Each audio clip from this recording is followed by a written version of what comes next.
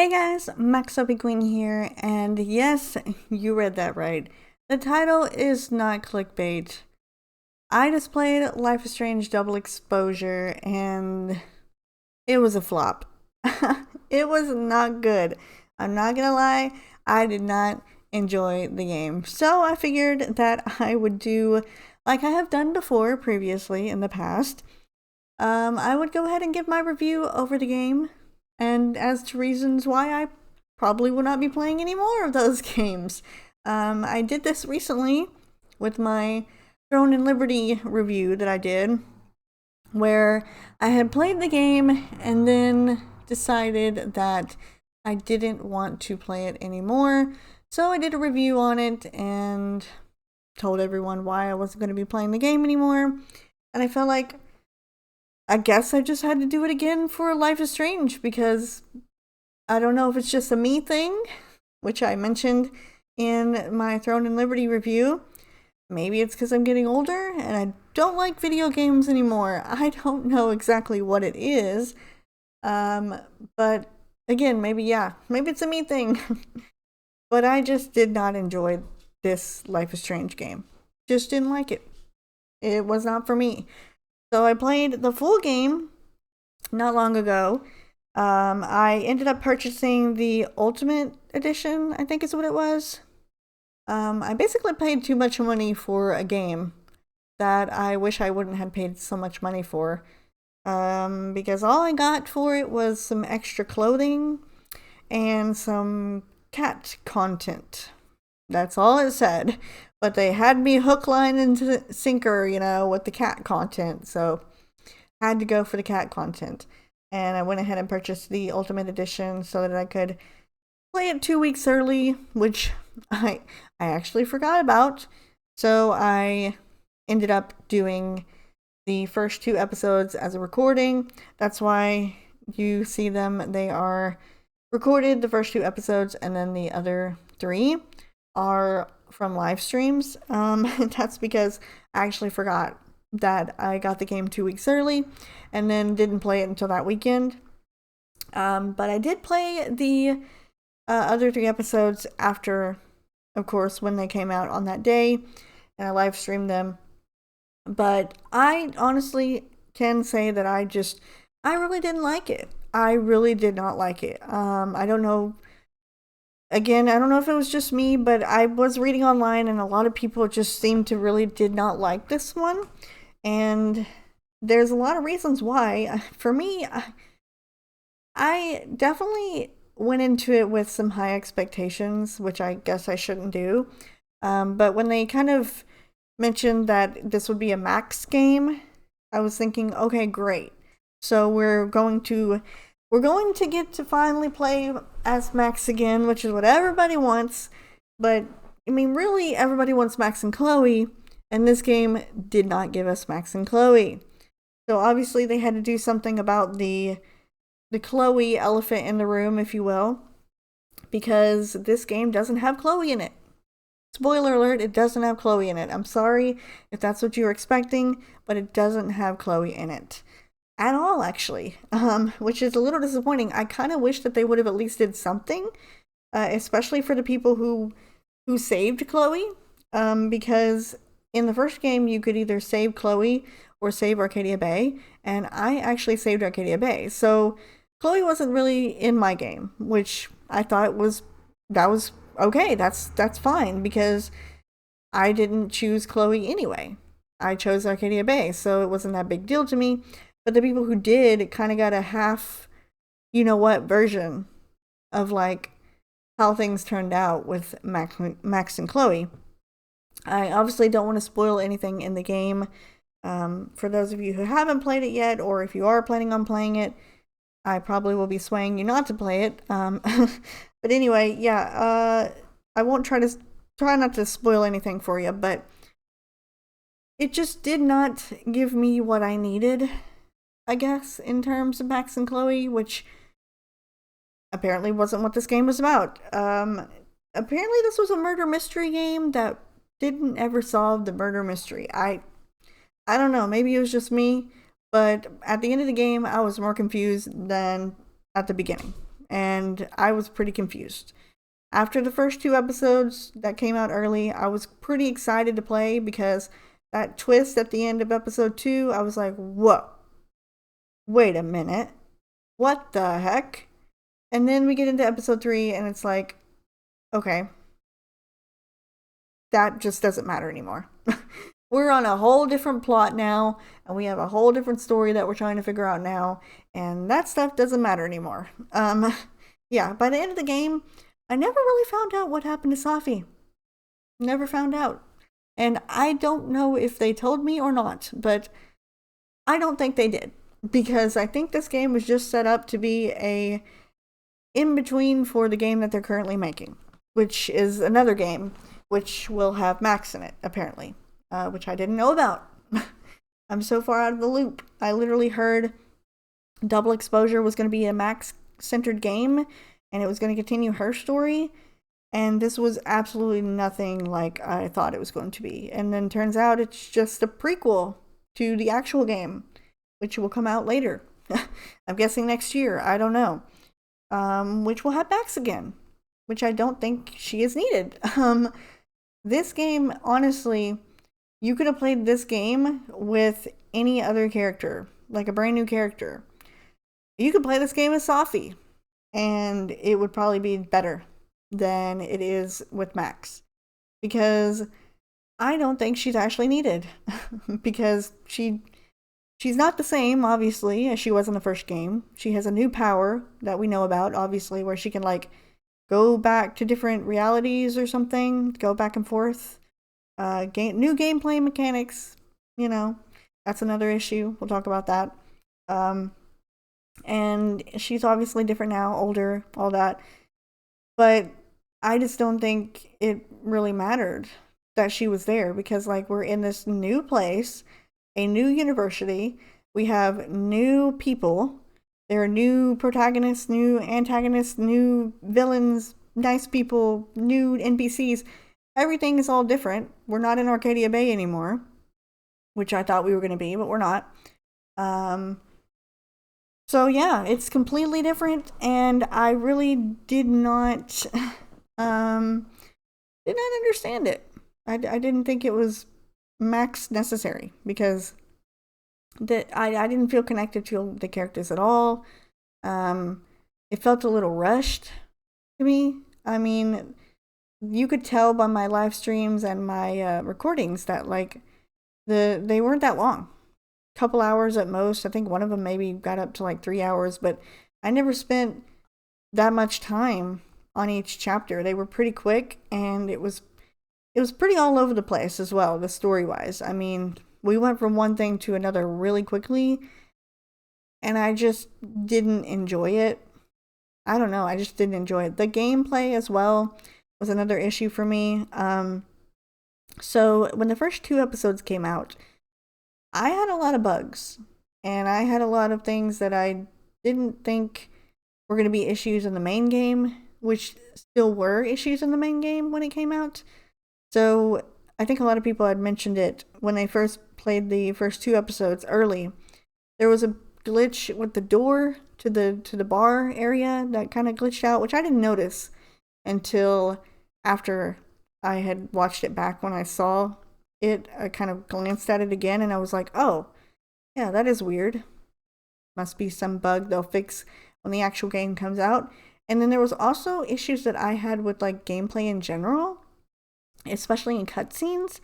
I have a really good computer, and I think my computer can run pretty much any game fairly well, and this did not run well on my computer. And I don't know if it's maybe because I don't have a 4K monitor. I have a 1080p monitor, but I don't feel like that has anything to do with it. I mean, the quality of it was okay, but there was still screen tearing, there was still freezing. There was cutscenes where they would literally just, like, be in the middle of a conversation and talk, and then they would stop, and then they would just come back. Like, the whole game would freeze for a few seconds, and then they would continue on their sentence, and I was thinking that my game was about to crash. I was like, what is happening? And then it would continue playing, and I was like, oh, okay, maybe that's just a bug, they'll fix it. and it just didn't, like, some of the cutscenes, without going into like details on the game, there was some weather, obviously, like snow and cold weather, so you saw their breath. There was also like rain and wind and stuff, so all that combined together made the screen look really blurry, really weird. It just like glitched in places, and I thought it was just me, but we would get to another cutscene where it was like sunny and there was no issue. It was fine. So it didn't work good. It just didn't look good. And I have already said before when I played True Colors that I prefer the original graphics, like from the Life is Strange 1. Maybe because I'm just a nostalgia person. I like old school stuff better than the newer, more 3D, more realistic looking games. I thought True Colors looked very good though. I did like that. And this one looked nice too. It's just, I don't know what it was, but between the first two episodes and when the game released, I had some weird issues as well where my first two episodes looked better. Because when I started playing the third episode, it was so blurry. So blurry. I thought I was going even more blind than I already am. I was like, is this real? Am I really looking at the screen right now? Is it really like this? Is this what the whole game is going to be? And turns out, in my settings, somehow the graphics had gotten all messed up or something, and it wasn't set on what I wanted to be set on.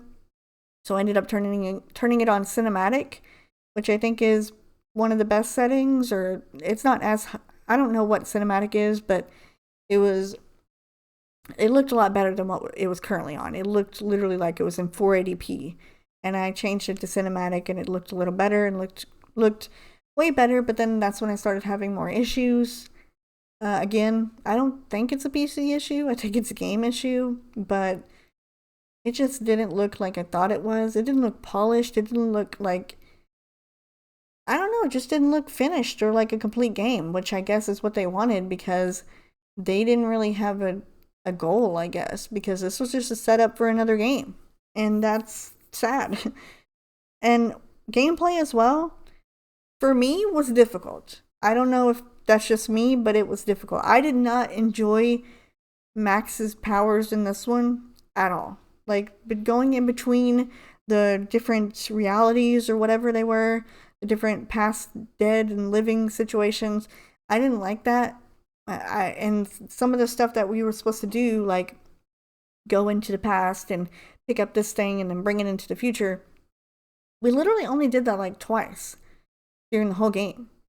And using the powers to look around and see things that are happening in the one world while you're in another world, that we did never use really either. Unless the game specifically told us to do it. The game was like, hey, maybe you should go into this world and use this power to see what's happening in the other world. Just to kind of get, like, I guess, dirt on someone or something. I don't really know. I don't know. I didn't enjoy it. I didn't like it. Obviously the time travel thing is my favorite power. That's why Life is Strange 1 was my favorite game. I really enjoyed it. And then I put Life is Strange True Colors second because I loved Life is Strange True Colors. It was probably my favorite game besides the first one. I think when I did play that one, I actually rated True Colors to be my second favorite Life is Strange game, I believe, if I remember. I can't remember exactly, but I did review that game at the end of it and say that I really enjoyed that one, and I did. I liked the story in it and everything. I loved True Colors. I didn't like the powers as much, but I did like True Colors. And this one I had pretty much the same issue with. I didn't like her powers in this one. I just didn't like them. And I also felt rushed as well. Like, when I was using her powers, I felt rushed. Because I wanted to go into one world, look around at everything, and then go into the other, like, reality, and look around at everything.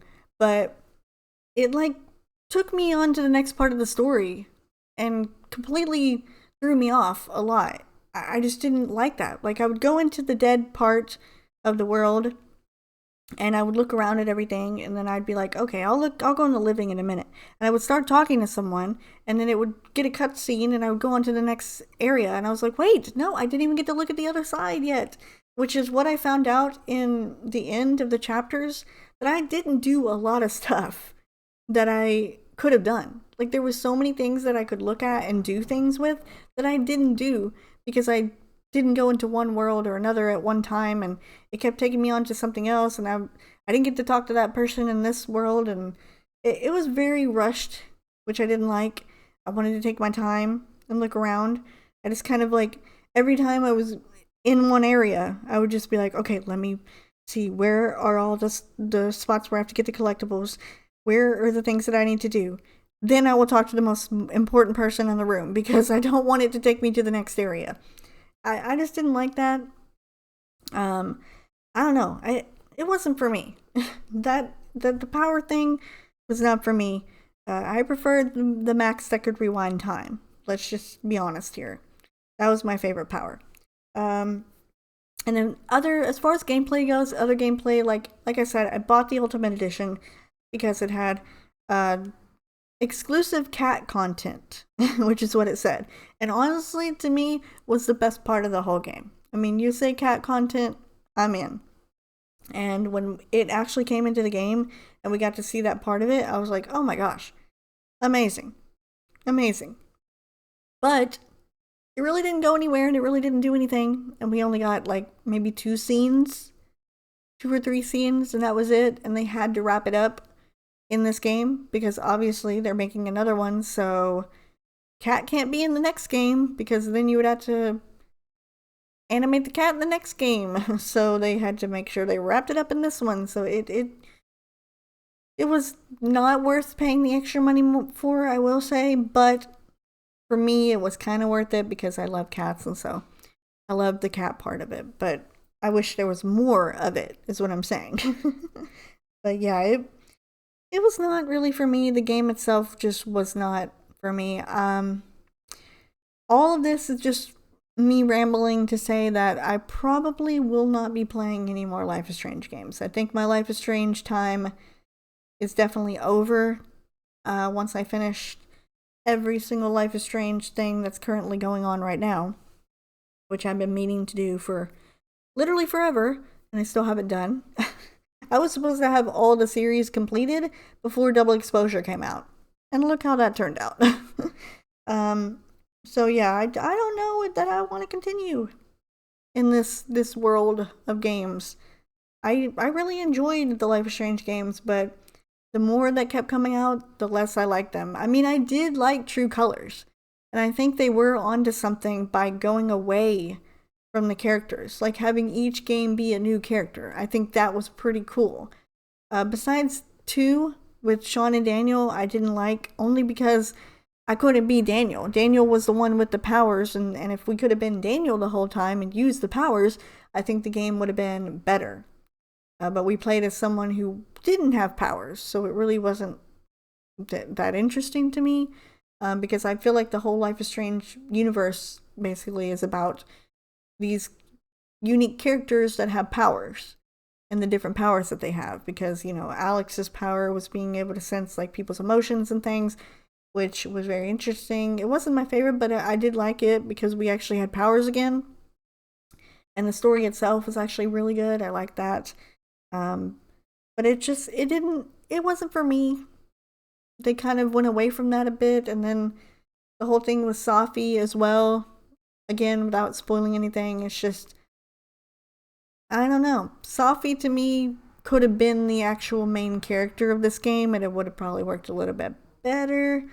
But anybody could have been the main character besides Max, and I would have been better with it, because like I just feel like they didn't do it justice.